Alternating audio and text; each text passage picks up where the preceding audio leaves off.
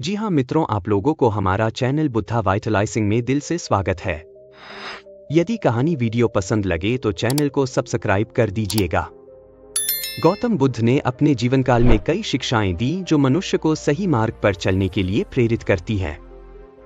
उनके द्वारा दी गई शिक्षाएं अक्सर कथाओं और दृष्टांतों के माध्यम से दी जाती थीं, ताकि साधारण लोग भी इन्हें आसानी से समझ सकें और अपनी जिंदगी में लागू कर सकें।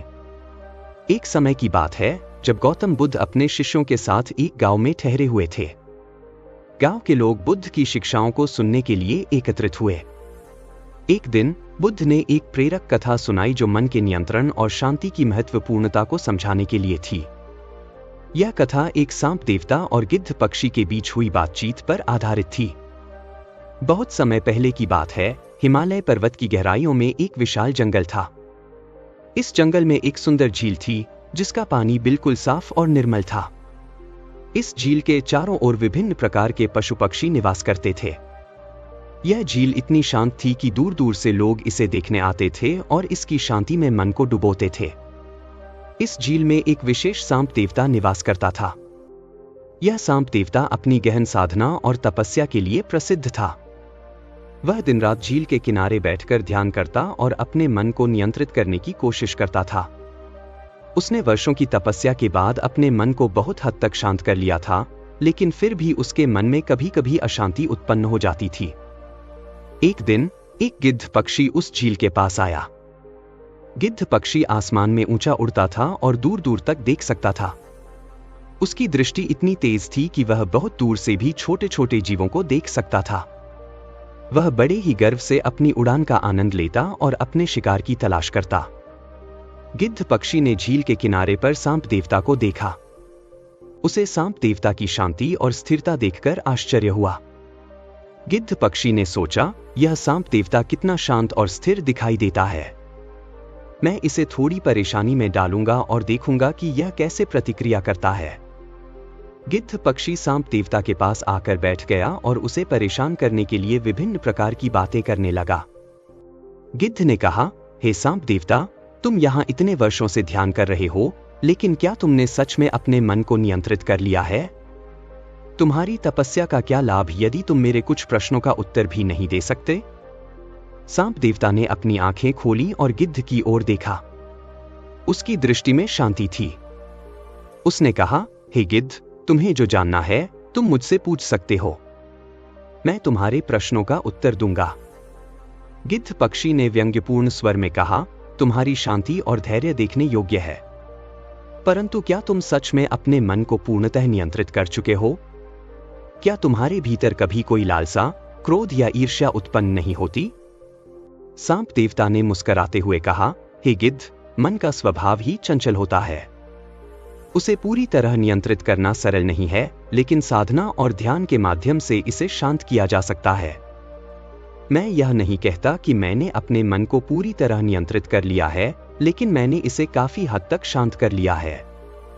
गिद्ध ने सांप देवता के उत्तर से असंतुष्ट होकर कहा, तुम्हारे ये शब्द सुनने में अच्छे लगते हैं, लेकिन वास्तव में तुम्हारा मन भी मेरे जैसा ही चंचल और अशांत है।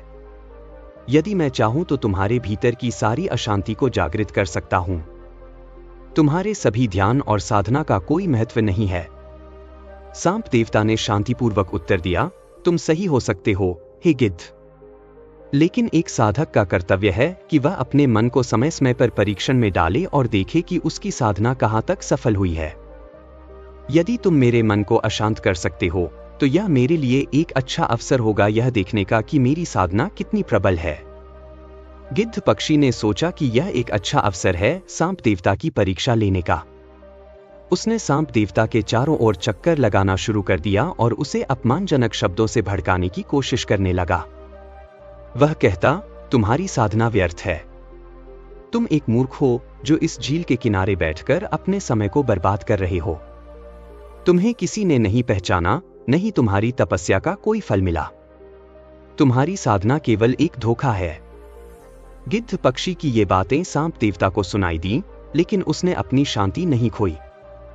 वह शांतिपूर्वक गिद्ध पक्षी की बातों को सुनता रहा और मन ही मन सोचा, यह गिद्ध केवल मुझे भटकाने की कोशिश कर रहा है।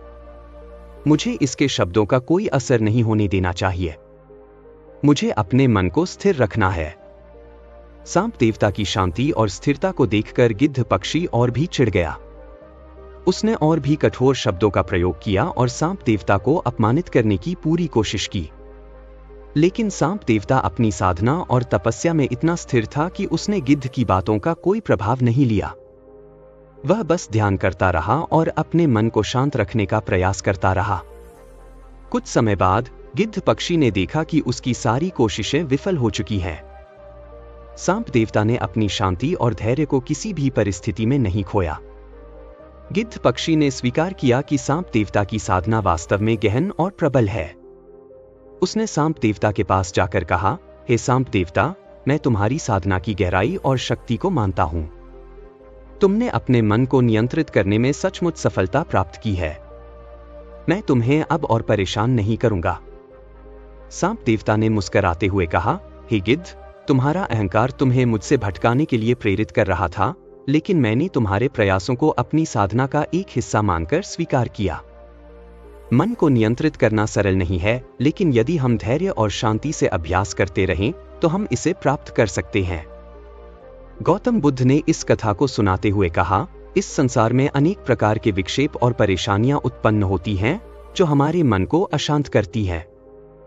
लेकिन यदि हम अपने मन को साधना और ध्यान के माध्यम से नियंत्रित करने का प्रयास करते हैं तो हम इन विक्षेपों को शांत कर सकते हैं। यह कथा हमें यह सिखाती है कि मन की शांति और स्थिरता को बनाए रखना अत्यंत महत्वपूर्ण है। चाहे परिस्थितियां कैसी भी हों, यदि हम अपने मन को नियंत्रित कर सकें तो हम सच्ची शांति और आनंद प्राप्त कर सकते हैं।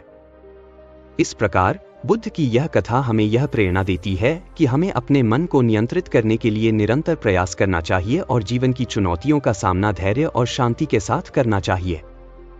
मित्रों, आज के कहानी वीडियो में इतना ही। आप लोगों को बहुत बहुत धन्यवाद।